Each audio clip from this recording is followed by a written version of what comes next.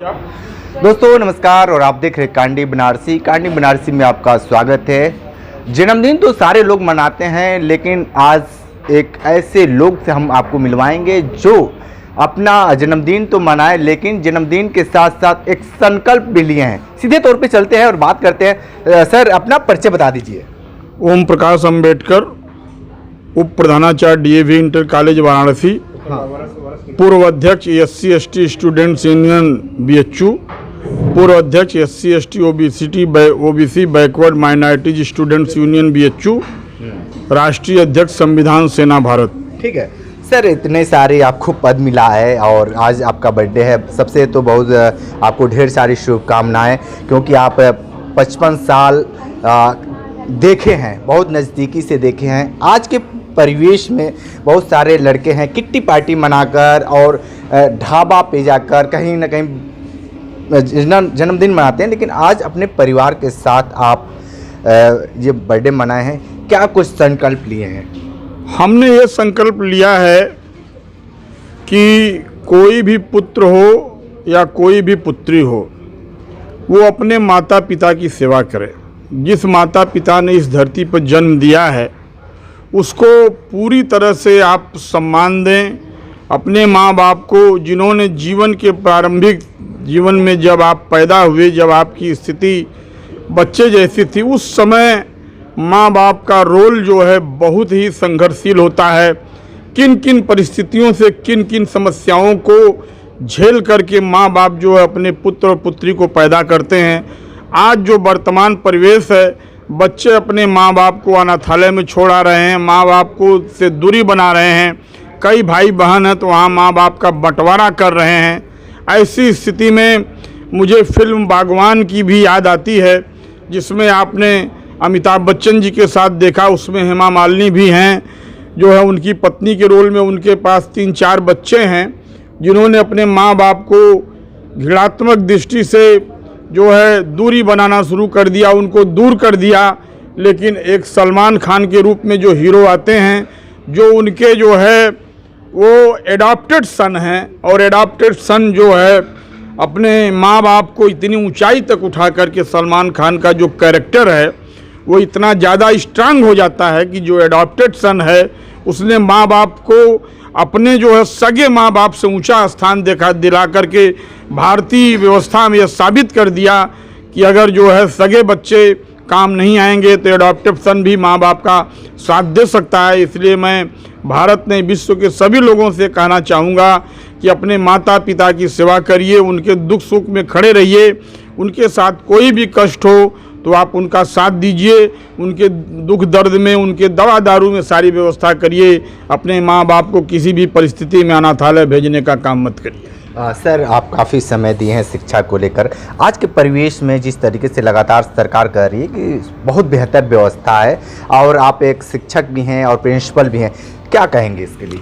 देखिए, शिक्षा की व्यवस्था जो है, हम आपको बता दें, अमेरिका, इंग्लैंड, रूस, जर्मनी, फ्रांस और बगल में यूक्रेन देख लीजिए। हमारे भारत से बहुत बच्चे यूक्रेन में डॉक्टरी की पढ़ाई करने जाते थे भारत छोड़ करके। यहाँ शिक्षा की व्यवस्था बहुत ख़राब है। शिक्षा को पूंजीवाद ने कैप्चर कर लिया है। बाबा साहब अम्बेडकर ने जो संविधान बनाया उसमें शिक्षित बनो, संगठित करो, संघर्ष करो की बात किया। शिक्षा को मजबूत करने के लिए बाबा साहब ने संविधान में इतनी सुविधाएं दिया, और कहा भी कि शिक्षा वो श्रेणी का दूध है जो पिएगा वो दहाड़ेगा। वीकर सेक्शन के लिए गवर्नमेंट के पास कोई प्लान नहीं है। यह शिक्षा पूंजीपतियों अडानी और अंबानी ने कब्जा कर लिया है। शिक्षण संस्थाओं में मान्यता, फीस, अन्य चीज़ों का दाम इतना बढ़ा दिया है कि जो वीकर सेक्शन का व्यक्ति है, जो schedule caste, schedule tribes, minorities, backward के जो बच्चे हैं, वो शिक्षा प्राप्त करने में उनको बहुत कठिनाइयों का सामना करना पड़ेगा। माइनॉरिटीज़ के जो बच्चे हैं, जो गरीबी रेखा से नीचे जी रहे हैं, मदरसे में कोई सुविधा नहीं है कि उनको जो है राष्ट्र की मुख्य धारा में जोड़ा जाए। बाबा साहब अम्बेडकर का संविधान जो यह कहता है कि सभी लोगों को शिक्षा का समान अवसर दे करके उनको ऊपर उठा करके जो है राष्ट्र की मुख्य धारा में जोड़ा जाए, गया, लेकिन वर्तमान सरकार जो है 2014 से जो है शिक्षा व्यवस्था को पूरी तरह से ध्वस्त कर दी है, उसको नष्ट नाबूद करने पे जा रही है।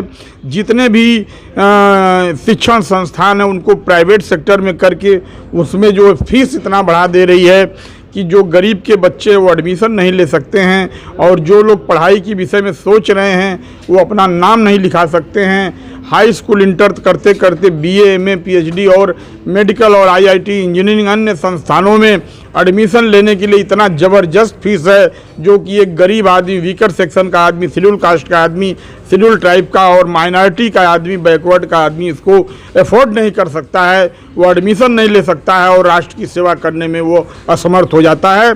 सरकार जो है अडानी और अंबानी की तरफ सारी पूंजी बढ़ा दी है और शिक्षण संस्थाओं को पूंजीपतियों में कब्जा करा करके पूंजीपतियों से पूरे देश को जो बेच करके जो है संविधान को ध्वस्त करने का काम हो रहा है। इसलिए हमारे देश में वर्तमान परिस्थिति में शिक्षा की स्थिति बहुत खराब हो गई है। वर्तमान मोदी सरकार ने शिक्षा व्यवस्था को एकदम नष्ट नाबूद कर दिया है।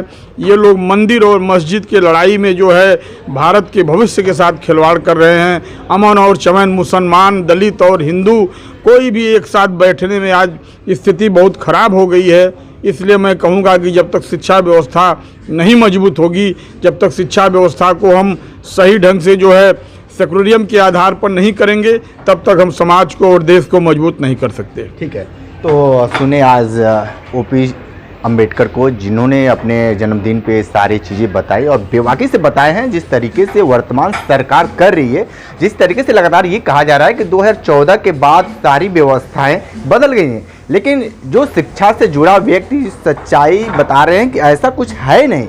ग्राउंड जीरो से रिपोर्ट कर रहे थे, तो हमारे साथ बने रही कांडी बनारसी के साथ, हमें दीजिए इजाजत, नमस्कार।